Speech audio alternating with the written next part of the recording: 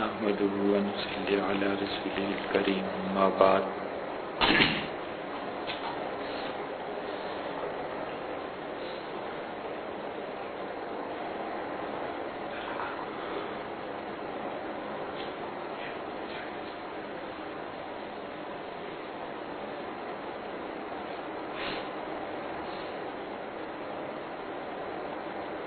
عقائد کے باب میں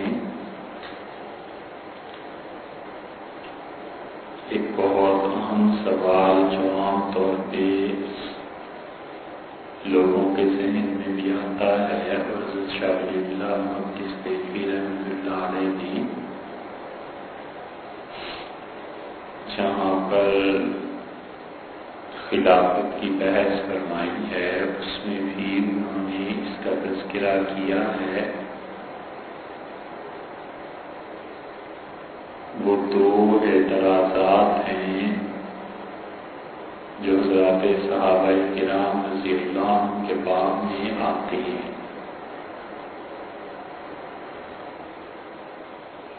ایک اعتراض تو یہ کرتے ہیں کہ حضرت معاویہ رضی اللہ عنہ نے یزید کو حکومت کیوں دے دی، اور پھر اسی سے بات آگے بڑھتی ہے اور لوگ جو کچھ بھی یزید نے کیا اسے حضرت معاویہ رضی اللہ عنہ کے کھاتے میں ڈالتے ہیں۔ اور دوسری بات جو عقائد کے سلسلے میں سوال اٹھتا ہے وہ یہ کہ سیدنا حسین بن علی رضی اللہ عنہ کی شہادت کے وقت باقی عالم اسلام میں کیا ہو رہا تھا، صحابہ کرام رضی اللہ عنہ خاموش کیوں تھے؟ ان دونوں سوالات کے جوابات کے لیے بہت طویل تاریخ پڑھنی پڑتی ہے، اور بات اگر بہت بھی مختصر رکھیں تو حضور اقدس صلی اللہ علیہ وسلم نے بنو امیہ کو جو عہدے دیے تھے وہاں سے شروع ہوتی ہے، اور عمومی جتنے بھی تھے اور جو کچھ بھی تھے، لیکن حضور صلی اللہ علیہ وسلم یہ جانتے تھے کہ ان کے بعد خلافت کے دور میں بعض واقعات جو پیش آنے ہیں اللہ نے پہلے ہی انہیں اطلاع دے دی تھی، اور بنو ہاشم اور بنو امیہ کے جو جھگڑے تھے ان میں حضور صلی اللہ علیہ وسلم نے یہ پیش بندی فرما دی تھی کہ محض ایک جملے میں بہت بڑے سیاسی دھچکے کو روک دیا تھا۔ وفات سے کچھ عرصہ پہلے ہی، کچھ دن پہلے ہی آپ نے انصار رضی اللہ عنہ کو جمع کیا اور ان سے کہا کہ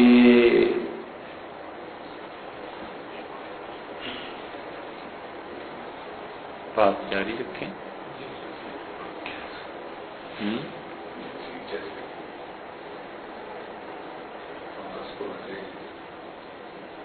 انصار رضی اللہ عنہ کو جمع کیا اور رسول اللہ صلی اللہ علیہ وسلم نے ان سے کہا کہ تم میرے بعد دیکھو گے کہ عہدے تقسیم کیے جا رہے ہیں اور تمہارا اس میں حصہ نہیں ہے، تو اس موقع پر تم کیا عمل کرو گے؟ صحابہ کرام رضی اللہ عنہ نے عرض کیا کہ اللہ کے رسول آپ زیادہ بہتر جانتے ہیں، تو آپ نے فرمایا کہ جب ایسی صورتحال پیش آ جائے تو تم صبر کرنا یہاں تک کہ حوض کوثر پر مجھ سے ملاقات ہو۔ اور اس حدیث کی وجہ سے انصار رضی اللہ عنہ عہدے لینے سے گھبراتے رہے، خلافت راشدہ انہیں کہتی رہی کہ تم عہدے لے لو، مگر انہوں نے عہدے نہیں لیے۔ حکیم ابن حزام رضی اللہ عنہ کا حال یہ تھا کہ رسول اللہ صلی اللہ علیہ وسلم نے انہیں، یہ مہاجر تھے لیکن اس بات سے منع کیا کہ کسی سے کچھ نہیں مانگنا، تو اب ان کا حال یہ تھا کہ عمر رضی اللہ عنہ جیسے آدمی ان کی تنخواہ لے کر جاتے تھے اور وہ لینے کے لیے تیار نہیں تھے، یہاں تک کہ عمر رضی اللہ عنہ کو سب کو جمع کر کے کہنا پڑا کہ اللہ کے ہاں گواہ رہنا اس بات پر کہ میں انہیں ان کا حق دیتا تھا اور یہ خود نہیں لیتے تھے۔ تو الغرض عہدوں سے اتنا اجتناب تھا کہ سرکاری عہدہ گویا کہ بالکل اس کے قریب نہیں جانا، ذمہ داری کا احساس تھا۔ اور صحابہ کرام رضی اللہ عنہ یہ اچھی طرح جانتے تھے کہ خلافت جس چیز کا نام ہے یہ مہاجرین میں رہے گی، انصار میں نہیں۔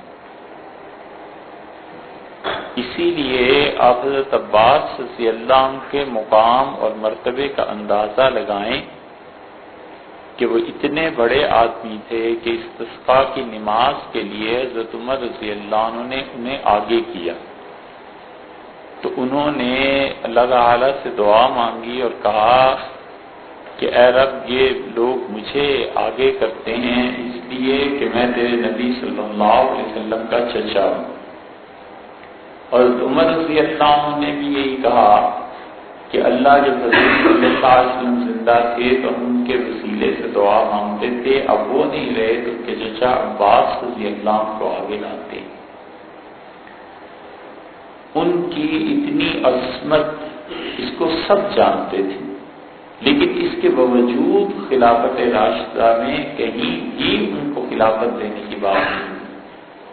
حافظ ابن حجر رحمۃ اللہ علیہ نے فتح الباری میں لکھا ہے کہ اس کی وجہ یہ تھی کہ حضرت عباس رضی اللہ عنہ مہاجرین میں سے نہیں تھے۔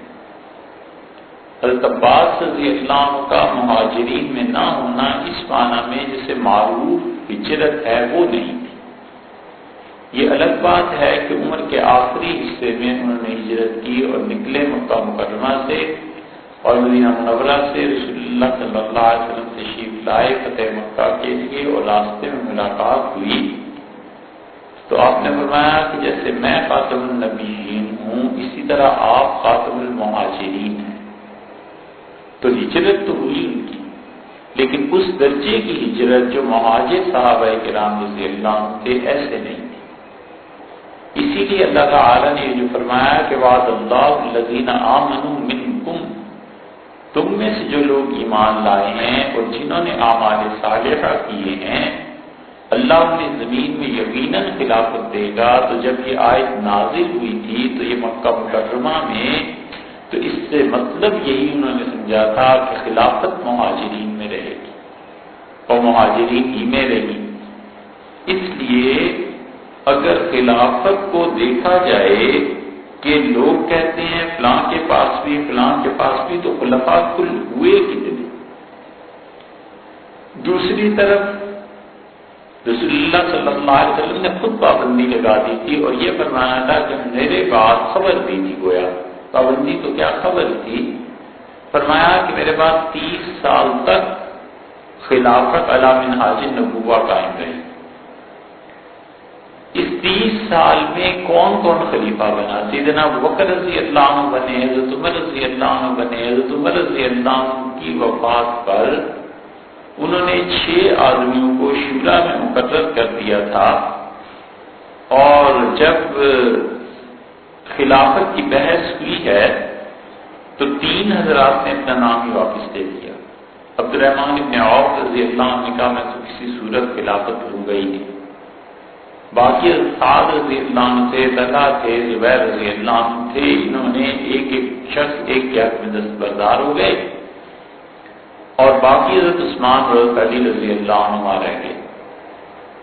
تو خلافت انہوں نے نہیں دی، ایک ہی شخص تھا جس کے بارے میں حضرت عمر رضی اللہ عنہ نے خود سفارش فرمائی تھی، اور وہ بخاری میں الفاظ یہ آئے ہیں کہ انہوں نے کہا کہ یہ ایسے 6 آدمی ہیں کہ حضور صلی اللہ علیہ وسلم کا انتقال ہوا اور ان سب سے راضی تھے، اور میں نے جو سعد رضی اللہ عنہ کو کوفہ کی امارت سے ہٹا دیا تھا تو اس کی وجہ یہ نہیں ہے کہ سعد اہل نہیں تھے، وجہ یہ تھی کہ کوفہ والے اس اہل نہیں تھے کہ اتنا بڑا آدمی ان پہ مقرر ہوتا،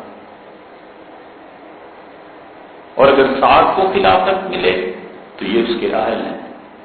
یہ حضرت عمر رضی اللہ عنہ کے الفاظ تھے، ان کے متعلق تو گویا کہ یہ ایک طرح کی تجویز تھی۔ حضرت عمر رضی اللہ عنہ نے بنو امیہ کو عہدے دیے، خود حضور صلی اللہ علیہ وسلم نے عہدے دیے تھے۔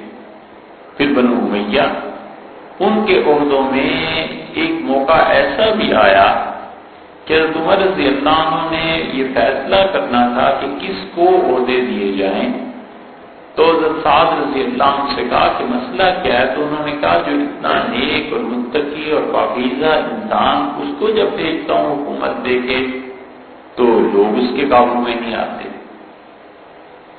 اور اس سے کم درجے کا متقی اور پرہیزگار بھیجتا ہوں تو لوگوں پہ وہ اچھی حکمرانی کر لیتا ہے، تو میں کروں کیا؟ کم درجے کا متقی ہو، لوگوں میں حکومت کے کام ہو سکتے ہوں، اس کو بھیجوں یا اعلیٰ درجے کا متقی اور حکومت نہ چلے؟ پھر سعد رضی اللہ عنہ کے مشورے سے، شورا سے انہوں نے یہ طے کیا کہ میں ان لوگوں کو بھیجوں گا جو چاہے کم متقی ہوں لیکن عوام میں حکومت کا روب اور اثر اور جو حکمرانی کے کام ہے وہ کر سکے۔ بنو امیہ کو عہدے ملے، اور امویوں میں جو عہدے ملے ہیں یہ حضرت معاویہ رضی اللہ عنہ کے بھائی تھے یزید بن ابی سفیان کو بھی ملا، حضرت معاویہ رضی اللہ عنہ کو بھی ملا۔ اور عمر رضی اللہ عنہ گئے ہیں جب بیت المقدس اس کی فتح پہ، تو انہوں نے معاویہ رضی اللہ عنہ کی باتیں دیکھی تو اس پر اشکال بھی ظاہر کیا کہ یہ اتنا صحیح طور پر رہنا اور یہ حکومت کا رکھ رکھاؤ اور یہ روب اور دبدبا اور یہ اتنے اچھے لباس، یہ سب کیا ہے؟ تو انہوں نے کہا امیر المومنین، ہمارا واسطہ سرحد میں عیسائیوں سے پڑتا ہے، اور اگر ہم اپنا روب اور دافکان نہ رکھیں تو ان کی جرت بڑھ جاتی ہے۔ تو حضرت عمر رضی اللہ عنہ نے اس کی اجازت ان لوگوں کو دی۔ اب حضرت عمر رضی اللہ عنہ نے جو خلافت کا طے فرمایا تھا اس میں یہ بھی کہہ دیا تھا کہ 6 آدمیوں میں رہے گی، تو اب جب 3 آدمی رہ گئے، 2 عثمان اور علی اور 1 عبد الرحمن رضی اللہ عنہ، تو عبد الرحمن بن عوف رضی اللہ عنہ نے دونوں کو بلا کے پوچھا کہ اگر میں آپ کو یہ خلافت دے دوں تو میرے بعد پھر تو آپ حضور صلی اللہ علیہ وسلم کے بعد اور اللہ کی کتاب کے بعد اور سنت کے بعد فیصلے ابوبکر اور عمر رضی اللہ عنہ کے مطابق کریں گے؟ حضرت علی رضی اللہ عنہ نے کہا بس صرف کتاب و سنت۔ وجہ اس کی یہ بھی تھی کہ حضرت علی رضی اللہ عنہ خود بہت بڑا علم اور اجتہاد تھا ان کا، اور وہ ایسے شخص تھے کہ حضرت عمر رضی اللہ عنہ جیسے آدمی ان سے فتوے پوچھتے، اس کا انکار نہیں کیا جا سکتا۔ اور پھر حضرت عثمان رضی اللہ عنہ سے پوچھا تو ان کا بالکل میں ان دونوں کے مطابق کام کروں گا۔ تو خلافت کا فیصلہ عبد الرحمن بن عوف رضی اللہ عنہ نے انہی کے حق میں کر دیا ہے۔ حضرت عثمان رضی اللہ عنہ خود اموی تھے، اب انہوں نے ان گورنرز کو، ان حکمرانوں کو بالکل تبدیل نہیں فرمایا جو حضرت عمر رضی اللہ عنہ مقرر کر گئے تھے۔ ان سے پوچھا گیا تو انہوں نے کہا میں اس اکھاڑ پچھاڑ کو پسند نہیں کرتا۔ امیر المومنین نے جو فیصلے کیے تھے عمر رضی اللہ عنہ نے بس وہی، بہت کم کہیں وہ تغیر لائے ہیں، وگرنہ ان کی خلافت میں بالعموم وہ لوگ چلتے رہے ہیں جنہیں حضرت عمر رضی اللہ عنہ مقرر کر دیا ہے۔ پھر کسی کا انتقال ہو گیا، کوئی اور وجہ ہو گئی، سیاسی طور پہ ملک کا پھیلاؤ ہو گیا، فتوحات ہونے لگی، افریقہ بہت بڑا علاقہ فتح ہو گیا، تو اب حضرت عثمان رضی اللہ عنہ نے لوگ مقرر کیے، مگر امویوں کا اثر اور رسوخ بڑھ گیا۔ حضرت عثمان رضی اللہ عنہ جو آخری دور ہے اس میں حضرت معاویہ رضی اللہ عنہ آئے، اور جتنی سیاسی بالغ نظری کی بات انہوں نے کی اور کسی نے نہیں، انہوں نے کہا امیر المومنین اب یہ جو آ گئے ہیں مدینہ منورہ میں آپ کے خلاف لوگ، تو آپ ایسے کریں کہ انہوں نے رائے دی ان کا آپ خلافت چھوڑ دیں۔ حضرت عثمان رضی اللہ عنہ نے انکار کر دیا، انہوں نے کہا حضور صلی اللہ علیہ وسلم نے فرمایا تھا مجھ سے کہ اللہ تعالیٰ تمہیں ایک قمیص پہنائیں گے اور لوگ اسے اتارنے کی کوشش کریں گے، مت چھیننے دینا لوگ۔ ان کا مجھ سے تو خود فرمایا ہے کیسے خلافت چھوڑ۔ انہوں نے کہا حضرت اجازت دیں کہ ہم ان سے نبٹ لیں۔ انہوں نے کہا مدینہ منورہ میں خون، میں بالکل اس کو پسند نہیں کر سکتا۔ ان کا اچھا پھر آپ شام تشریف لے جائیں، ہمارے ساتھ آ جائیں۔ تو گویا کہ انہوں نے دارالخلافت تجویز کیا شام، کہ مدینہ منورہ کی اس تقدس کی وجہ سے اس حیثیت کو ختم کر لیں۔ حضرت عثمان رضی اللہ عنہ نے مانے، اور انہوں نے کہا رسول اللہ صلی اللہ علیہ وسلم تو میرے برابر میں ہیں، ہمسائے ہیں، اور یہ ہمسائے میں نہیں چھوڑ سکتا۔ تو انہوں نے کہا پھر آپ شہادت کے لیے تیار رہیں۔ آپ کبھی سوچیں تو یہ وہ فیصلہ ہے جو حضرت علی رضی اللہ عنہ نے بعد میں کیا۔ حضرت علی رضی اللہ عنہ کی کوئی رائے ایسی نہیں ملتی، لیکن انہوں نے خلافت کے بعد جو پہلا قدم اٹھایا اتنا اہم، وہ یہ کہ خلافت جو تھی مدینہ منورہ سے انہوں نے دارالخلافہ کو کوفہ منتقل کروا دیا۔ یہ وہی چیز تھی جو معاویہ رضی اللہ عنہ کہہ رہے تھے کہ شام چلے جائیں، حضرت علی رضی اللہ عنہ کوفہ تشریف لے گئے، کیونکہ وہ جانتے تھے کہ اگر دارالحکومت دارالخلافہ بھی مدینہ منورہ رہا تو یہاں خون ریزی ہو جائے گی اور اس شہر کا تقدس تباہ ہو جائے گا۔ حضرت علی رضی اللہ عنہ نے یہی کیا۔ اب حضرت علی رضی اللہ عنہ کے دور میں بھی عموی حکمران رہے ہیں، سوائے اس کے کہ انہوں نے حضرت معاویہ رضی اللہ عنہ کو ان کے عہدے سے وہاں سے ہٹانا چاہا، لیکن اس کے علاوہ عمومی طور پر ان لوگوں نے کسی کو نہیں چھیڑا، بس چلتے رہے جو کام چلتے رہے۔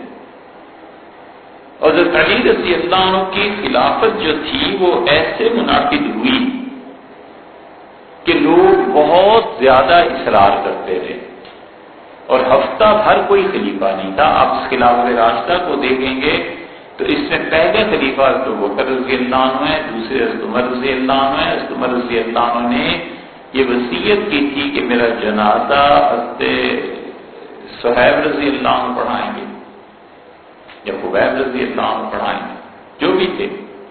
3 دن تو وہ بھی خلافت رہی، کم ہو یا زیادہ خلافت تو تھی۔ پھر چوتھے خلیفہ حضرت عثمان رضی اللہ عنہ بنتے ہیں، 5ویں حضرت علی رضی اللہ عنہ بنتے ہیں، 6ٹھے حضرت حسن رضی اللہ عنہ بنتے ہیں، 7ویں خلیفہ عبداللہ بن زبیر رضی اللہ عنہ بنتے ہیں۔ 9 سال خلافت رہی ہے۔ تو یہ 7-8 شخصیات تو ایسی ہی آ جاتی، لیکن خلافت راشدہ جسے کہا گیا وہ 4 خلفاء کی خلافت، باقیوں کی خلافت کو خلافت راشدہ نہیں کہا گیا۔ تو عموی حضرت عثمان رضی اللہ عنہ کے زمانے میں، حضرت علی رضی اللہ عنہ کے زمانے میں، حتیٰ کہ عبد الرحمن ابن غنم اور حضرت ابو ہریرہ رضی اللہ عنہ، غالباً یہی دونوں تھے جب مسلمانوں کے اختلافات پڑے تو انہوں نے کہا کہ شورا میں پیش کرو اور خلافت جو ہے معاویہ اور علی رضی اللہ عنہ دونوں میں سے کس کو دی جائے۔ تو ایک صحابی رضی اللہ عنہ نے ان دونوں کو سے پوچھا، نہ ابو موسیٰ اشعری اور حضرت ابو ہریرہ رضی اللہ عنہ سے، انہوں نے کہا۔ تو عبد الرحمن ابن غنم رضی اللہ عنہ ایک جگہ حکمران تھے، وہ آئے اور انہوں نے کہا تم کمال کی بات کرتے ہو، عجیب بات کرتے ہو، تم کہتے ہو کہ معاویہ اور علی رضی اللہ عنہ شورا میں پیش کیے جائیں کہ خلافت کس کا حق ہے، تم جانتے نہیں کہ علی رضی اللہ عنہ مہاجرین میں سے ہیں، سابقون الاولون میں سے ہیں، حضور صلی اللہ علیہ وسلم کے ساتھ ان کا کیسا تعلق تھا، اور معاویہ رضی اللہ عنہ تو مسلمان ہوئے ہیں کہ فتح مکہ میں، تو جو بعد والے ہیں ان کا خلافت میں کیا حق بنتا ہے۔ کئی جگہ یہ روایت آئی ہے ثم تابا، ان دونوں نے رجوع کیا، توبہ کی اللہ سے، اور کہا ہمارا دھیان اس طرف نہیں ہے۔ حضرت علی رضی اللہ عنہ کی خلافت منعقد ہوئی ہے، اور کئی مواقع ایسے ہیں، اس میں شبہ نہیں کہ حضرت علی رضی اللہ عنہ سب سے افضل تھے، لیکن وقت کے ساتھ ایک جو تبدیلی آ جاتی ہے اور اگلی نسل وہ کچھ دیکھتی ہے جو پچھلی نسل کے سامنے نہیں ہوتا، اس کی بہت واضح مثال حضرت حسن رضی اللہ عنہ۔ کئی مقامات پر اگر آپ پڑھیں گے تو سیاسی طور پر وہ اتنے بالغ نظر تھے کہ وہ اپنے والد حضرت علی رضی اللہ عنہ کے سیاسی فیصلوں سے ان کے سیاسی فیصلے آگے نکل گئے۔ حضرت علی رضی اللہ عنہ خلافت کے لیے بیعت جب لینا چاہیے، انہوں نے مشورہ کیا تو حضرت حسن رضی اللہ عنہ نے منع کیا، ان کا بالکل آپ بیعت نہ لیں۔ انہوں نے کہا بیٹے اتنے لوگ مجبور کرتے ہیں، اصرار کرتے ہیں، انہوں نے کہا اگر آپ نے بیعت لے لی تو قیامت تک آپ کا نام اس سے نہیں نکل سکے گا کہ لوگ کہیں گے علی نے سازش کی تھی عثمان رضی اللہ عنہ کے خلاف تاکہ خلافت پہ قبضہ رکھے۔ انہوں نے کہا آپ اس داغ کو نہیں دھو سکیں گے۔ انہوں نے کہا کہ تم کیا رائے دیتے ہو؟ انہوں نے کہا رائے یہ دیتا ہوں کہ جتنے بھی اس وقت حکمران ہیں، گورنر ہیں، ان سب کو مدینہ منورہ بلائیں، ان سے بیعت لیں اور انہیں کہیں واپس جاؤ اور میرے نام پہ بیعت لے لو۔ انہوں نے کہا ان کے آنے میں مہینہ لگ جائے گا، واپس جانے میں تو حکومتیں کون سنبھالے گا، صوبے کیسے چلیں گے؟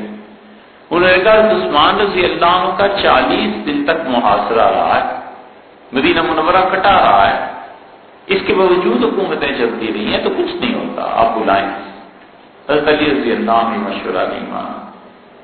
پھر حضرت حسن رضی اللہ عنہ نے ان سے کہا کہ بیعت نہ لیں، کیونکہ اس میں وہ لوگ بھی آئیں گے جو عثمان رضی اللہ عنہ کے خون میں شریک ہے اور ان کو جان کی امان مل جائے گی۔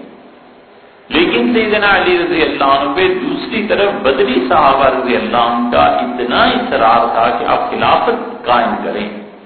حضرت علی رضی اللہ عنہ نے بیعت شروع کر دی خلافت، اسی لیے وہ کہتے تھے کہ خدا کی قسم کوئی شخص اس وقت دنیا میں ایسا نہیں ہے جو بدر میں رسول اللہ صلی اللہ علیہ وسلم کے ساتھ ہو اور اس نے میرے ہاتھ پہ بیعت نہ کی خلافت کے لیے۔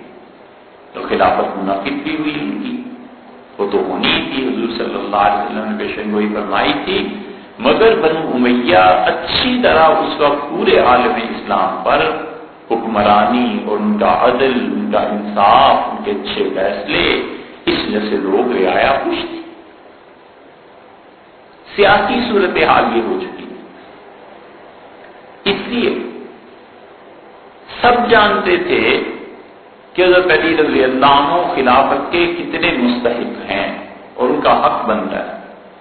پھر جب وہ بصرہ پہنچے ہیں تو انہوں نے کہا میں جاتا ہوں اور حضرت عائشہ رضی اللہ عنہ سے بات کرتا ہوں، وہ آ رہی ہیں مکہ مکرمہ سے، تو حضرت حسن رضی اللہ عنہ نے اس موقع پہ پھر مخالفت، انہوں نے کہا بالکل نہ جائیں، آپ ایک جگہ جم کر بیٹھ جائیں، یہ لوگ آئیں گے آپ کے پاس، انصاف کے مطابق عثمان رضی اللہ عنہ کے خون کا فیصلہ ہوگا، آپ کہیں نہ جائیں، اور آپ جائیں گے تو ضرور جنگ ہوگی۔ حضرت علی رضی اللہ عنہ نے کہا نہیں کوئی جنگ نہیں ہے، میں جاؤں گا، صلح کی بات کروں گا، اور ہوا پھر وہی جو کچھ کے ہوا۔ تو حضرت علی رضی اللہ عنہ کی بیعت ایسی زبردست چیز تھی کہ میدان جنگ میں جب حضرت زبیر رضی اللہ عنہ سامنے آیا تو انہوں نے گھوڑا پکڑ لیا زبیر رضی اللہ عنہ، اور نے کہا کہ تمہیں یاد ہے رسول اللہ صلی اللہ علیہ وسلم نے اور میں اور تم اکٹھے گئے تھے تو فرمایا تھا کہ وہ اس دن کیا ہوگا جس دن زبیر تمہارے سامنے آئے گا اور تم اس کے سامنے ہو، اور پھر آپ نے فرمایا تھا کہ زبیر ایسا دن آ جائے تو پلٹ جانا، نہ جسے مقابلہ کرنا۔ تو زبیر رضی اللہ عنہ کو اچانک ایسے آیا جسے بہت بھولی ہوئی بات کسی کو یاد آ جائے، تو انہوں نے کہا میں اللہ سے توبہ کرتا ہوں، واقعی فرمایا تھا۔ وہ واپس پلٹے اور لوگوں نے انہیں مار دیا۔ یہی بات حضرت طلحہ رضی اللہ عنہ کے ساتھ ہوئی۔ حضرت زبیر رضی اللہ عنہ کوئی معمولی آدمی تھوڑی تھے، خلافت کے لیے جس شخص کا نام آیا ہو اور حضرت عمر رضی اللہ عنہ نے تجویز کیا ہو، وہ کوئی معمولی آدمی نہیں تھے۔ اللہ کے ساتھ ان کا اتنا قرب تھا کہ انہوں نے اسی دن بخاری میں آتا ہے لشکر میں کھڑے ہو کر یہ کہا، اپنے بیٹے عبداللہ کو بلایا اور کہا عبداللہ کہ میں سمجھتا ہوں آج کے دن بس صرف وہ مارا جائے گا جو مظلوم ہوگا۔ تو سارے عرب غلامی اور آقائیت کا نظام چلتا تھا، تو زبیر رضی اللہ عنہ کا بیٹے اکبر ہمی علی الدین، سب سے بڑا بوجھ میری طبیعت پہ اس وقت قرض کا ہے کہ کیا ہوگا، تو جب لوگ آئیں قرض کے لیے تو میرے آقا سے کہنا میرا قرض ادا کر۔ تو عبداللہ ابن زبیر رضی اللہ عنہ نے بڑے تعجب سے پوچھا کہ مم مولا، آپ کا آقا کون ہے؟ یعنی آپ تو آزاد ہیں۔ ان کا آنی اللہ، میری مراد اللہ سے، اللہ سے کہنا کچھ کرے۔ تو ہوا ان کا قرض بھی ادا کر، وہ لمبی حدیث بخاری میں آئی ہے، لیکن بڑا اثر تھا عالم اسلام پہ ان کا۔ تو زبیر رضی اللہ عنہ واپس ہو گئے۔ دوسری طرف طلحہ رضی اللہ عنہ سے، طلحہ رضی اللہ عنہ کو جب تیر لگایا اور گھٹنے سے ان کے خون بہنے لگا تو گر گئے، اور وہ گھٹنے پہ ہاتھ رکھتے تھے تو ٹانگ سوج جاتی تھی، ہٹاتے تھے تو خون بہتا تھا۔ تو ایک آدمی گزر رہا تھا، انہوں نے کہا تم کون ہو؟ انہوں نے کہا اپنا نام بتایا، کہنے لگے مما، تم کس کے ساتھ ہو؟ تمہارے ساتھ کون ہے؟ ان کا سیدنا علی رضی اللہ عنہ کے لشکر میں سے۔ تو انہوں نے کہا ہاتھ بڑھاؤ اور میں بیعت کرتا ہوں تمہارے ہاتھ پہ علی رضی اللہ عنہ کی خلافت کے لیے۔ انہوں نے بھی بیعت کی۔ حضرت علی رضی اللہ عنہ جب یہ اطلاع پہنچی تو بار بار اس بات کو دہراتے تھے اور کہتے تھے دیکھو اللہ نے انکار کر دیا کہ طلحہ کو جنت میں اس وقت تک نہیں لے جائے گا جب تک وہ میری بیعت نہ کرے۔ دیکھو اللہ نے ایسا کر دیا۔ تو طلحہ رضی اللہ عنہ بھی ایسے ہو گئے۔ پھر جو ہوا ہے وہ سیدنا علی رضی اللہ عنہ نے جس وقت لاشیں دیکھی تو بہت روئے، اور انہوں نے طلحہ رضی اللہ عنہ کے بیٹے محمد کی لاش جب دیکھی تو انہوں نے کہا کہ خدا کی قسم تم جیسا عبادت کرنے والا لڑکا میں نے نہیں دیکھا۔ تو حسن رضی اللہ عنہ نے کہا میں آپ کو اسی وجہ سے روکتا تھا کہ آپ مت جائیں، اور اگر آپ میری بات مان لیتے تو آپ یہ کچھ نہ دیکھتے۔ پھر علی رضی اللہ عنہ کا کاش میں 20 سال پہلے ہی ختم ہو گیا ہوتا، آج کا دن نہ دیکھنا پڑتا۔ تو حسن رضی اللہ عنہ کا میں اسی وجہ سے آپ کو کہتا تھا نہ۔ حضرت حسن رضی اللہ عنہ کا اپنا دور آ گیا تو حضرت معاویہ رضی اللہ عنہ کے سامنے تھے، اور 6 مہینے تک یہ فوجیں اور وہ فوجیں سامنے رہی۔ حضرت معاویہ رضی اللہ عنہ بڑا علم تھا، بڑی بردباری، نہیں لڑے، حتیٰ کہ حضرت حسن رضی اللہ عنہ نے فیصلہ کیا اور انہوں نے کہا کہ صلح کر لیتے ہیں، اور پھر صلح ہو گئی۔ بنو امیہ پوری طرح اس وقت پوری طرح وہ غالب تھے اسلامی معاشرے۔ حضرت معاویہ رضی اللہ عنہ جب انتقال ہوا ہے تو انہوں نے 3 سال پہلے اپنے انتقال سے سوچا اس بات کو کہ اب حکومت کدھر جائے گی، خلافت کس کو ملے۔ اب اگر وہ خلافت دیتے بنو ہاشم کو تو پورے ملک میں طوفان اٹھ کھڑا ہوتا۔ بنو امیہ میں مروان تھا، اس کی اولاد تھی، باقی یہ لوگ تھے، کس کو وہ خلافت دیتے؟ انہوں نے اس کا اپنے طور پر بہترین حل یہ نکالا کہ انہوں نے اپنے بیٹے یزید کے لیے تجویز کیا۔ وجہ اس کی یہ تھی بنیادی طور پہ کہ اگر وہ تجویز نہ کرتے تو پھر کس کو کرتے؟ ان کے وفات کے ساتھ ہی پوری خلافت ٹکڑوں میں تقسیم ہو جاتی۔ اسی لیے انہوں نے یزید کو بلا کے کہا کہ میرے بیٹے میرے بعد تمہارے خلاف جو لوگ اٹھ سکتے ہیں اس وقت عالم اسلام میں وہ فلاں فلاں فلاں فلاں آدمی ہیں۔ اگر وہ خلافت بنو ہاشم کو دیتے تو بنو امیہ اٹھ کھڑے ہوتے، بنو امیہ ہی کو دے جاتے تو ان بھی آپس میں لڑ پڑتے، خلافت تقسیم ہو جاتی۔ اس لیے ان کی مجبوری دیکھو تو اس وقت یہ تھی، اور وہ ہمیشہ اقرار کرتے رہے کہ علی رضی اللہ عنہ سے اچھے ہیں۔ ان کے ادب اور احترام اور حق پسندی کا عالم یہ تھا کہ ابن کثیر نے البدایہ والنہایہ میں لکھا ہے کہ انہوں نے خط لکھوایا حضرت علی رضی اللہ عنہ کو، مسئلے پوچھتے رہتے تھے حضرت علی رضی اللہ عنہ ہی سے۔ کاتب نے ان کے سیکرٹری نے لکھا کہ امیر المومنین معاویہ کی طرف سے امیر المومنین علی رضی اللہ عنہ کے نام، تو انہوں نے قلم لیا اور اپنے نام کے ساتھ امیر المومنین کاٹ دیے اور ان کا تم علی کو نہیں پہچانتے، میں تو پہچانتا ہوں، اور امیر المومنین وہی ہیں اس وقت۔ ان کی زندگی میں معاویہ رضی اللہ عنہ نے اپنے نام کے ساتھ امیر المومنین نہیں لکھا، یہ ان کا حضرت تھا۔ حتیٰ کہ ان کی وصیت پڑھیں تو وفات سے پہلے لوگوں کو جو باتیں کی انہوں نے وصیت لکھی، انہوں نے کہا میں اس شخص کے بعد خلافت میں آیا ہوں کہ جو آدمی مجھ سے اچھا تھا، مجھ سے بہتر تھا۔ سیدنا علی رضی اللہ عنہ کا وفات تک افضلیت کا وہ فرماتے رہے ہیں، اس لیے کہ سب جانتے تھے کہ کس کا کیا درجہ ہے۔ تو یزید کی یہ جو بیعت تھی یہ اس مجبوری سے پیش آ گئی تھی، ورنہ ایسے نہیں ہے کہ یزید کوئی اہل تھا حکومت جاتی اس طرح۔ اسی لیے جب عبد الرحمن بن ابو بکر رضی اللہ عنہ سے بیعت کے لیے مدینہ منورہ گئے ہیں لوگ، تو انہوں نے کہا کہ معاویہ رضی اللہ عنہ نے بھیجا ہے اور عبد الرحمن آپ بیعت کر لیں، تو انہوں نے کہا کہ مروان نے ان سے کہا کہ بیعت کر لیں، تو انہوں نے انکار کر دیا، انہوں نے کہا میں تو بیعت نہیں کر سکتا۔ تو ان سے کہا گیا کہ کیوں؟ اس نے کہا کہ مروان نے کہا غالباً کہ یہ ابوبکر اور عمر رضی اللہ عنہ کی سنت ہے۔ اب اس کا مطلب یہ تھا کہ خلافت کے لیے بیعت کسی نہ کسی کی تو کرنی ہے اور یہ سنت سے ثابت ہے۔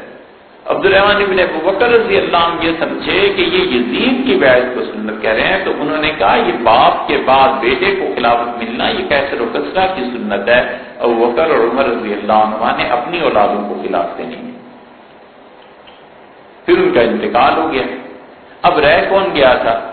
یا تو اس پہ سعد رضی اللہ عنہ رہ گئے تھے پرانے لوگوں میں، سعد رضی اللہ عنہ نے انکار کر دیا، پھر نابینا بھی ہو گئے تھے آخری حیات میں، تو وہ خلافت میں نہیں آئے۔ عبد الرحمن بن عوف رضی اللہ عنہ کے انتقال 32 ہجری میں ہو گیا تھا، 36 ہجری میں خود حضرت علی رضی اللہ عنہ کا انتقال ہو گیا تھا۔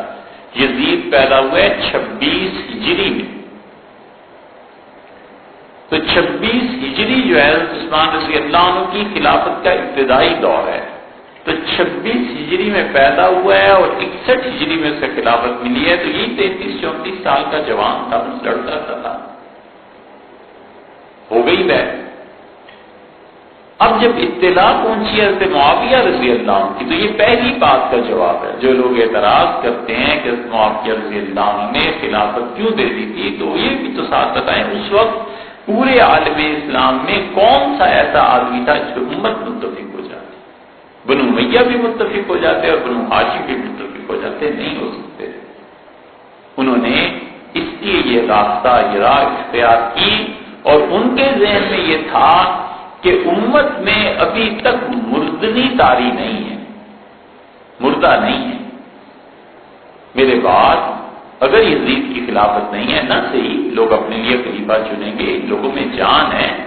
حضرت معاویہ رضی اللہ عنہ کا اپنا یہ حال تھا کہ انہوں نے ایک جمعے میں کہا کہ لوگوں اگر میں کتاب و سنت کے خلاف فیصلے کروں تو تم کیا کرو گے؟ لوگ چپ رہے، پھر دوسرے جمعے پھر تیسرے جمعے کو پوچھا انہوں نے، تو ایک آدمی کھڑا ہو گیا اور اس نے کہا اپنی لاٹھی یا تلوار دکھائی، اس سے کہا تم کر کے دیکھو پھر ہم تمہیں سیدھا کر دیں گے۔ انہوں نے کہا میں نے 3 جمعے اس کی تم لوگوں سے پوچھا ہے کہ اللہ کا شکر ہے ابھی وہ لوگ زندہ ہیں جو مجھے سیدھا کر سکتے ہیں، اور میں ڈر گیا تھا کہ رسول اللہ صلی اللہ علیہ وسلم نے بتایا تھا ایسے حکمران بھی ہوں گے جو فیصلے منمانی سے کریں گے اور لوگ نہیں بولیں گے تو برے برے حکمران ہوں گے، تو میں ان میں سے نہ بن جاؤں۔ اب حضرت معاویہ رضی اللہ عنہ کے پاس اس کے علاوہ حل ہی کوئی نہیں تھا کہ وہ کس کو خلافت دیتے، کس کو کہتے کہ میری جگہ پہ بیٹھ جاؤ۔ 20 سال انہوں نے حکمران کی ہے، اور حضرت عمر رضی اللہ عنہ کے بعد سب سے زیادہ فتوحات جو ہوئی ہیں وہ اس امویوں ہی کے دور میں، حضرت عثمان اور حضرت معاویہ رضی اللہ عنہ کے عہد میں کوئی حل نہیں۔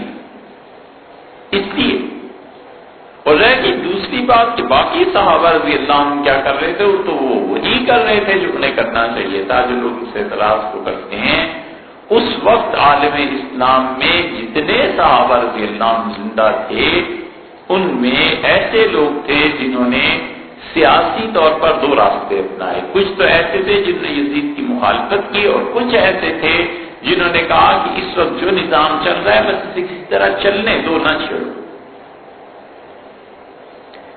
کیونکہ رجب میں انتقال ہوا ہے حضرت معاویہ رضی اللہ عنہ کا، اور رجب کے مہینے میں ابھی 2 دن باقی تھے، 28 رجب کو حضرت حسین رضی اللہ عنہ چلے ہیں مدینہ منورہ سے۔ تو جب انتقال کی اطلاع آئی تو اس وقت ولید بن عتبہ بن ابو سفیان تھا مدینہ منورہ میں، تو ولید کو خط لکھا یزید نے کہ ان سے بیعت لو۔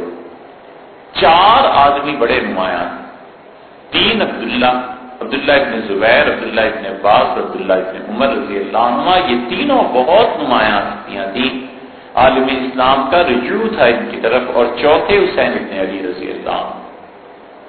ان 4 کے علاوہ باقی تھے صحابہ رضی اللہ عنہ، لیکن ان 4 کی طرف نگاہ اٹھتی تھی تو اس سے عبداللہ ابن زبیر اور حسین ابن علی رضی اللہ عنہ دونوں کو بلایا اور کہا یزید کی بیعت کر لیں، کیونکہ معاویہ رضی اللہ عنہ کے انتقال ہو گیا، یہ سب رجب ہی کا قصہ ہے۔ تو دونوں نے انکار کیا۔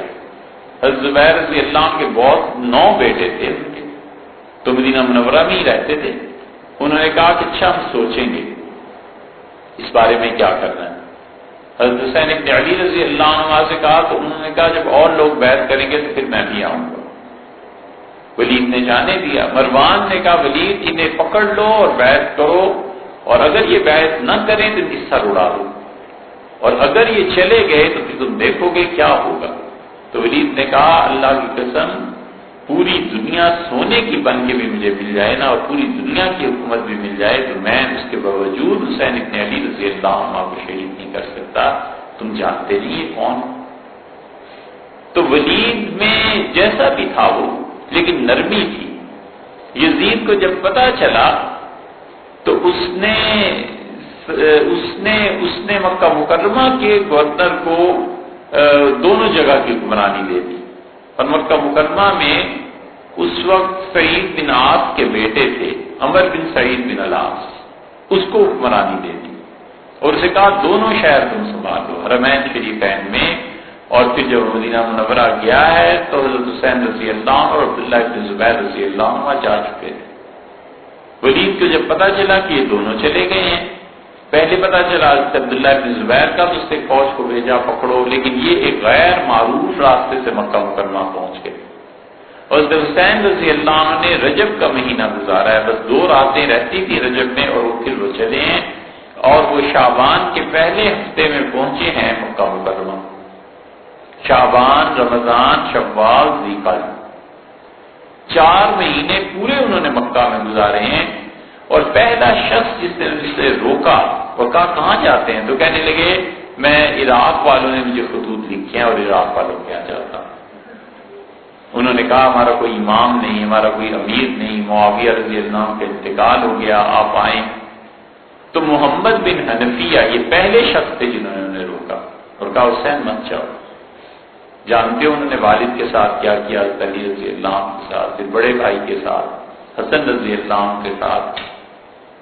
اور انہوں نے عجیب بات کی، انہوں نے کہا کہ لوگ ہمارے نام پر روٹی کمانا چاہتے ہیں، یعنی مطلب یہ ہے کہ ہمیں استعمال کریں گے اور ہمارے نام کو استعمال کریں گے، حضور صلی اللہ علیہ وسلم کی نسبت کو استعمال کریں گے، دنیا کے فائدے اٹھائیں گے، باقی ان کو کوئی نہیں ہے کہ خلافت میں کیا ہو رہا ہے کیا نہیں۔ حضرت حسین رضی اللہ عنہ اس کے باوجود تشریف لے گئے، مکہ مکرمہ پہنچے ہیں تو دوسرے آدمی جس سے انہوں نے مشورہ کیا ہے عبداللہ ابن عباس رضی اللہ عنہ۔ ابن عباس رضی اللہ عنہ بہت شدید مخالف تھے اس بات کے کو جائیں، اتنے زیادہ کہ ہر جگہ یہ الفاظ مل جائیں گے کہ انہوں نے کہا میرے بھائی اگر مجھے احترام اور عزت اور ادب کی رکاوٹ نہ ہوتی تو میں آپ کو سر سے پکڑ لیتا اور اس وقت تک نہ جانے دیتا جب تک کہ مجھے یہ اطمینان نہ ہو جاتا کہ آپ اس ارادے کو ترک کر دیں گے، آپ مت جائیے۔ تیسرے آدمی جس نے انہوں نے منع کیا عبداللہ ابن زبیر رضی اللہ عنہ، انہوں نے کہا آپ مت جائیں، آپ کو پتا نہیں آپ کے والد کے ساتھ انہوں نے کیا کیا اور بھائی کے ساتھ کیا کیا۔ چوتھے آدمی عبداللہ بن عمر بن العاص رضی اللہ عنہ تھے، انہوں نے منع کیا، انہوں نے کہا مت جائیں آپ، یہ عراق والے ایسے ہیں، پانچویں آدمی جس نے منع کیا حضرت حسین رضی اللہ عنہ کو جانے سے وہ حضرت عبداللہ ابن جعفر رضی اللہ عنہ. حضرت جعفر رضی اللہ عنہ یہ چار بھائی تھے، جعفر، علی، عقیل اور طالب، اور چاروں میں 10-10 سال کا فرق. تو جعفر تو چچا تھے، تو جعفر کے بیٹے عبداللہ ابن جعفر رضی اللہ عنہ یہ تو بھائی ہوئے گویا. حضور صلی اللہ علیہ وسلم بچوں کو بیعت نہیں کرتے تھے، لیکن 4 بچوں کو رسول اللہ صلی اللہ علیہ وسلم نے بیعت فرمایا ہے. عبداللہ ابن جعفر کو اور عبداللہ ابن عباس کو اور حسن کو اور حسین رضی اللہ عنہ، ان چاروں کو بچپن میں ہی بیعت فرما دیا تھا رسول اللہ صلی اللہ علیہ وسلم نے. وگرنہ وہ بچوں کو بیعت نہیں کرتے تھے. تو اتنی بڑی شخصیت اس اعتبار سے تو عبداللہ ابن جعفر کی تھی، انہوں نے منع کی. چھٹے آدمی جنہوں نے منع کیا اور ان کا مت جائیں آپ، یہ کوفہ والوں کا کوئی اعتبار نہیں ہے. حضرت ابو سعید رضی اللہ عنہ سے انہوں نے کہا کہ کوفہ والوں میں وفا کبھی بھی نہیں پائی گئی، اب مت جائیں. 7ویں آدمی جنہوں نے منع کیا ان کو وہ عمرہ بنت خاتون تھی، عمرہ بنت عبد الرحمن بن ابو بکر رضی اللہ عنہ کی بیٹی تھی. تو حضرت عائشہ رضی اللہ عنہ کی بھتیجی ہوئی، انہوں نے انہیں پالا، پرورش کیا، بہت اچھی طرح رکھا. اور اکثر احادیث حضرت عائشہ رضی اللہ عنہ کی بہت سے معاملات میں یہ عمرہ بنت عبد الرحمن کی روایات ہیں. انہوں نے جب سنا تو انہوں نے آ کے حضرت حسین رضی اللہ عنہ سے بات کی. انہوں نے کہا مت جائیں عراق. میں نے خود ام المومنین عائشہ رضی اللہ عنہ سے سنا تھا، جو کہتی تھی کہ رسول اللہ صلی اللہ علیہ وسلم نے فرمایا تھا کہ میری اولاد کا خون بابل میں بہہ جائے گا، تو آپ ادھر ہی جا رہے ہیں، یہ تو لوگ آپ کو نہیں چھوڑیں گے. سب کا منع کرنا ہے، سب نے انہیں منع کیا. اور جب خط لکھا عبداللہ ابن جعفر رضی اللہ عنہ نے وہاں سے مدینہ منورہ سے کہ آپ مت جائیں، تو انہوں نے کہا میں نے رسول اللہ صلی اللہ علیہ وسلم کو خواب میں دیکھا ہے اور مجھ سے انہوں نے کچھ فرمایا ہے اور میں ان کی بات مان کے چلوں گا. اور باقی انہوں نے پوچھا پھر وہ کیا خواب ہے، انہوں نے کہا میں کسی کو نہیں بتاؤں، بس جو بھی ہے سو ہے. تو اس میں عالم اسلام میں جتنے صحابہ رضی اللہ عنہ کی اکابر منع کر رہے تھے کہ مت جائیں آپ، اور عراق والوں کا یہ کوئی اعتبار نہیں. تو آپ دیکھیں اس نقطۂ نگاہ کو، تو یہ نہیں ہے کہ صحابہ کرام رضی اللہ عنہ دیکھ نہیں رہے تھے، وہ دیکھ رہے تھے، وہ جانتے تھے کہ امویوں کا اتنا غلبہ ہے کہ اب بنو ہاشم کا اقتدار کی جنگ اور اقتدار کے لیے اٹھنا یا نظام کی تبدیلی کے لیے اٹھنا کچھ اتنا آسان نہیں. اور حضرت حسین رضی اللہ عنہ ان کا موقف اپنی جگہ پہ تھا، وہ کہتے تھے جانا ہے. اور عراق والوں نے خط لکھے، اور عراق والوں نے اتنے خطوط لکھے کہ تھیلے بھر گئے. حضرت حسین رضی اللہ عنہ سمجھدار دانا آدمی تھے، وہ ایسے ہی نہیں تھے کہ اٹھ کے چل پڑے. انہوں نے مسلم ابن عقیل کو بھیجا. یہ عقیل رضی اللہ عنہ جو ہیں ابو طالب کے بیٹے حضرت علی رضی اللہ عنہ کے حقیقی بھائی تھے. حضور صلی اللہ علیہ وسلم جب مکہ مکرمہ آئے ہیں ہجرت کے بعد، تو آپ نے دن میں کئی مرتبہ فرمایا کہ آج رات میں کہاں رہوں گا. تو آخر صحابہ رضی اللہ عنہ حیران ہوئے. تو انہوں میں سے کسی نے عرض کیا کہ اللہ کے رسول آپ کا گھر ہے نا مکہ مکرمہ میں، آپ یہ بات بار بار کیوں ارشاد فرماتے ہیں؟ تو آپ نے فرمایا حل ترک لنا عقیل شیئا، عقیل نے کوئی چیز ہمارے لیے رہنے دی ہے، اسے تمہارا گھر بیچ دیا. تو رسول اللہ صلی اللہ علیہ وسلم جب ہجرت کر کے گئے تھے تو ابو طالب کی اولاد نے آپ کی جو آبائی زمین تھی اس پہ قبضہ کر لیا تھا، بیچ دیا تھا اسے. تو یہ عقیل کے بیٹے تھے مسلم ابن عقیل، ان کو بھیجا حضرت حسین رضی اللہ عنہ نے کہ عراق جاؤ اور جا کر دیکھو صورتحال کیا ہے، تاکہ میں پھر اس کے بعد کوئی فیصلہ کروں. تو ایسے نہیں تھا کہ وہ خود ہی اٹھ کے چل پڑے ہوں، ان میں بھی بڑی دانش مندی تھی. عراق جب پہنچے ہیں کوفہ میں مسلم ابن عقیل رضی اللہ عنہ، تو یزید نے لکھا عبید اللہ ابن زیاد کو کہ ان کو فارغ کر دو، ختم کر دو. اس لیے جو لوگ کہتے ہیں کہ حسین رضی اللہ عنہ کے قتل میں یزید شریک نہیں تھا، وہ اس قتل کا کیا جواب دیں گے؟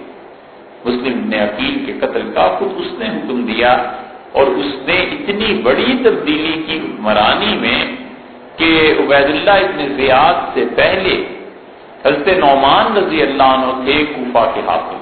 تو نعمان رضی اللہ عنہ کو جب پتہ چلا کہ ایسی ایسی باتیں ہو رہی ہیں تو انہوں نے جمعے میں خطبہ دیا، اور انہوں نے کہا کہ میں جانتا ہوں کہ کوفہ والے خط لکھ رہے ہیں اور حسین ابن علی رضی اللہ عنہ کو بلا رہے ہیں، تو میں تمہیں نصیحت کرتا ہوں کہ چلنے دو حکومت کے کام کو، مت یہ چھیڑو باتیں، اور میں تمہیں یہ کہتا ہوں کہ اگر کوئی مجھ سے آ کے لڑے گا بھی تو میں نہیں لڑوں۔ یہ رپورٹ پہنچی ہے یزید تک۔ اس نے کہا اچھا نعمان یہ کہتا ہے کہ نہیں لڑوں گا، اس سے حکمرانی ہٹا دو۔ وہ انہیں ہٹا دیا گیا، اور بصرہ کا جو حاکم تھا یہ عبید اللہ ابن زیاد، اس کو کوفہ میں بھی دے دیا، دونوں چیز۔ یہ اتنا بڑھ گیا تھا کہ اسے کسی کا عزت احترام رہا نہیں۔ تو عبید اللہ ابن زیاد کے بعد جب کوفہ اور بصرہ دونوں حکمرانیاں آ گئیں، اور ادھر مکہ مکرمہ اور مدینہ منورہ یہ دونوں عمر بن سعید کے پاس آ گئی، تو یہ سارے اموی تھے۔ اب جب مسلم ابن عقیل رضی اللہ عنہ پہنچے ہیں کوفہ میں، تو انہوں نے کہا کہ صورتحال کیا ہے؟ ہانی بن عروہ کے ہاں وہ ٹھہرے تھے، تو اس نے کہا میں بلاتا ہوں جن لوگوں نے خط لکھے تھے۔ لوگ آئے، بیعت شروع ہوئی خلافت کی، 4000 9000 10000 اور ہوتے ہوتے 18000 آدمیوں نے بیعت کی کہ اگر حسین ابن علی رضی اللہ عنہ آئے اور آپ ان کے نمائندے ہیں تو ہم اس نظام کے خلاف آپ کا ساتھ دیں گے۔ عبید اللہ ابن زیاد کو پتہ چل گیا، اور وہ تیز آدمی تھا، شاطر، اس نے منہ لپیٹا اور 17-18 سواروں کے ساتھ وہاں سے آیا۔ جب وہ کوفہ میں داخل ہوا تو واللہ عالم لوگ یہ سمجھے ہیں، یا کسی نے شوشہ اڑا دیا یا اس کی اپنی سازش تھی کہ لوگ سمجھے حسین ابن علی رضی اللہ عنہ آ گئے۔ اب وہ جدھر جاتا تھا حسین ابن علی سمجھ کے لوگ سلام کر رہے ہیں، جدھر جاتا تھا لوگ سلام کر رہے ہیں۔ آخر جب حضرت مسلم ابن عقیل رضی اللہ عنہ دیکھا تو انہوں نے کہا یہ تو حسین ابن علی نہیں ہے، یہ تو اور ہے کوئی، تو پتہ چلا یہ عبید اللہ ابن زیاد ہے۔ لیکن شام تک تو سارے شہر میں پھر کے اس کو براہ راست خبر ہو چکی تھی کہ کون کون اس شہر میں حضرت حسین رضی اللہ عنہ کا طرفدار۔ اس نے مسلم بن عقیل کو بلا لیا، تو مسلم بن عقیل جب گئے ہیں تو 18000 آدمیوں کی بیعت کے بعد ان کے سردار تھے۔ تو انہوں نے کہا میں نے جانا ہے، آج حکمران ہے، اس نے بلایا لوگوں میرے ساتھ چلو، تو 4000 آدمی گئے۔ 14000 آدمیوں نے کہا نہیں یہ نہیں ہو سکتا، ہم آپ کے ساتھ کام جائیں، بس لے جائیں۔ یہی ہوتا ہے عوامی تحریکوں کے نتیجے، لوگ عین موقع پر آ کر ساتھ چھوڑ دیتے ہیں۔ اس لیے جو لوگ یہ سمجھتے ہیں نا کہ عوام کی بنیاد پر کوئی کام ہو جائے گا، تو عوام کی بنیاد بہت چیزیں سوچنی اور دیکھنی پڑتی۔ عبید اللہ ابن زیاد نے جب دیکھا کہ 14000 آدمی ایک دن میں اس سے ہٹ گئے ہیں، تو وہ بھی تھا تیز، اس نے کہا فوج والوں سے، پولیس والوں سے کہ ذرا تھوڑی بہت سختی کرو، دیکھو ہوتا کیا۔ ہوتے ہوتے ان کے پاس 300 یا 400 آدمی رہ گئے۔ شام کا اندھیرا ہوا تو 10 آدمی رہ گئے، 10 آدمیوں کو پولیس نے مارا، وہ بھی بھاگ گئے۔ اور مسلم ابن عقیل رضی اللہ عنہ کے متعلق ہر جگہ یہ آتا ہے کہ کوفہ میں کوئی اپنے گھر پہ رکھنے کو تیار نہیں تھا۔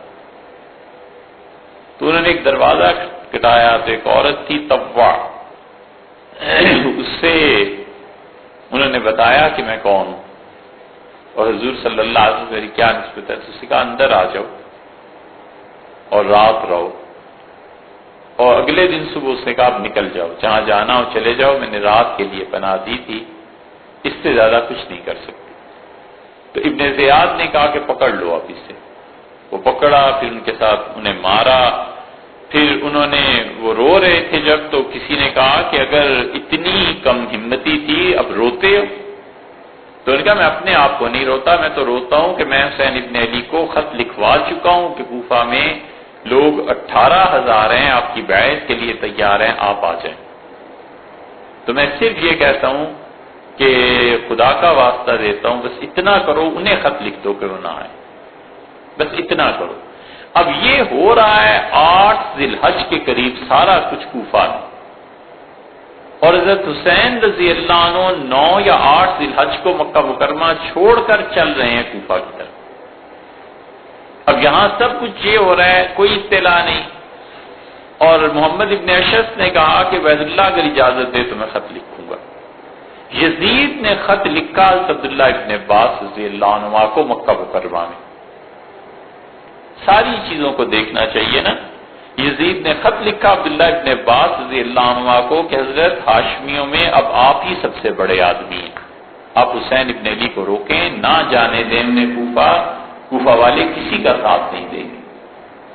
یہ خط انہوں نے پڑھا اور حضرت حسین رضی اللہ عنہ کا حسین مت جاؤ۔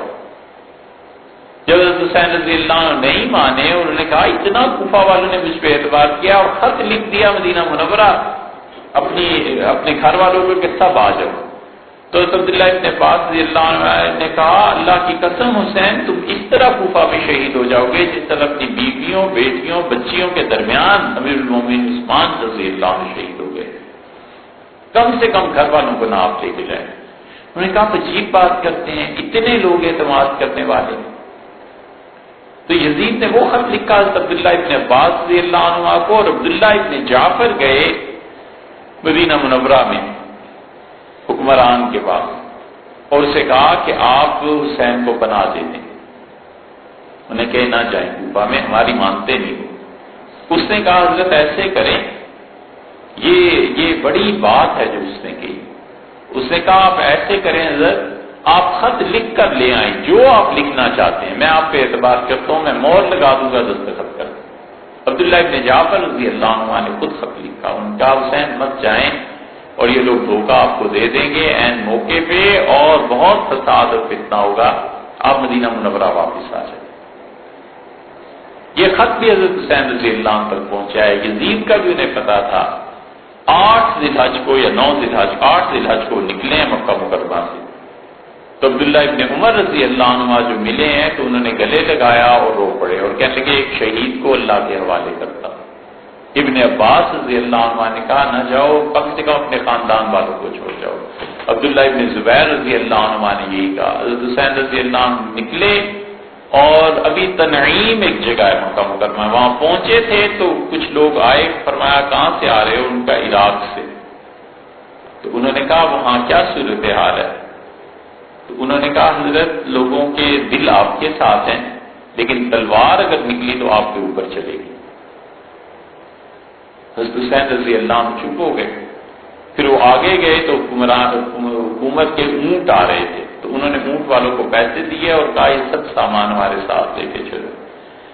حتیٰ کہ وہ کربلا سے کوئی 4 میل کے فاصلے پر تھے تو انہیں مسلم بن عقیل کا خط ملا جو انہوں نے لکھوایا تھا کہ حضرت آپ نہ آئیں۔ تو انہوں نے کہا اب تو میں پہنچ گیا ہوں، اب کیا ہو سکتا ہے؟ تو ادھر سے عبید اللہ ابن زیاد نے وہ لشکر جو جا رہا تھا جنگ کرنے کے لیے اسے روک دیا، اور اس میں شمر بھی تھا۔ یہ شمر جو تھا حضرت ذوالجوشن رضی اللہ عنہ کا بیٹا تھا، اس کے والد صحابی تھے رضی اللہ عنہ، اور اسی طرح حضرت سعد رضی اللہ عنہ ایک دن بیٹھے ہوئے تھے تو بہت گرد و غبار، مسلم کی روایت میں آتا ہے، تو انہوں نے کہا اس گرد و غبار میں جو گھوڑے پہ آ رہا ہے نا، اس کے شر سے اللہ کی پناہ مانگتا ہوں۔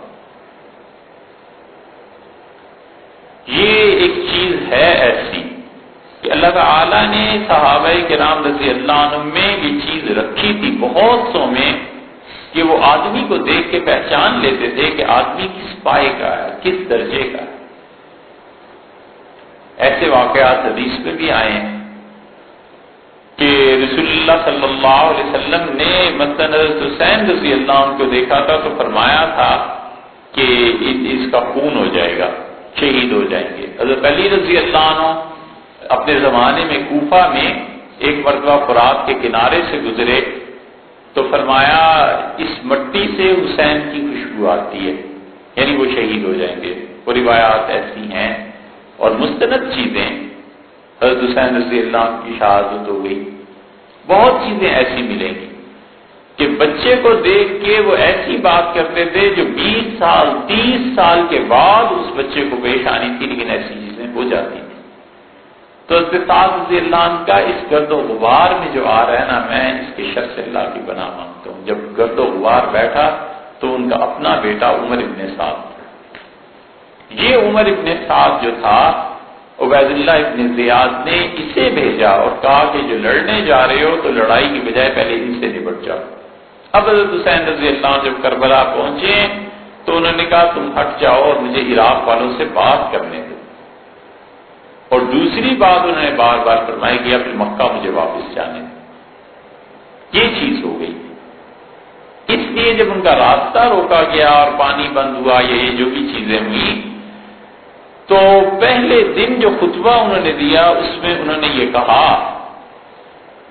یزید کی فوج نے جب ان کے خیموں کی طرف گھوڑے دوڑائے تو ان کی بہن زینب رضی اللہ عنہ جو تھی، زینب بنت فاطمہ رضی اللہ عنہ، وہ چلائیں کہ یہ کیا ظلم ہے ہم پہ۔ تو انہوں نے کہا سچ کہتے تھے عبداللہ ابن عباس رضی اللہ عنہ کہ اپنے بچوں کو نہ لے کے جاؤ، گھر والوں کو چھوڑو۔ تو اس لیے یہ بات نہیں ہوئی کہ صحابہ کرام رضی اللہ عنہ کوئی سوئے ہوئے تھے، بہت لوگ موجود تھے، جابر بن عبداللہ موجود تھے، انس بن مالک تھے، اور عبداللہ بن ابی ارقم تھے، سہل بن سعد ساعدی تھے، عبداللہ بن عباس بن عمر، اور یہ سارے حضرات موجود تھے، اور سب روکتے، ابو سعید خدری رضی اللہ عنہ موجود تھے، سب روکتے رہے، لیکن ہوا وہی جو کچھ کے ہوا۔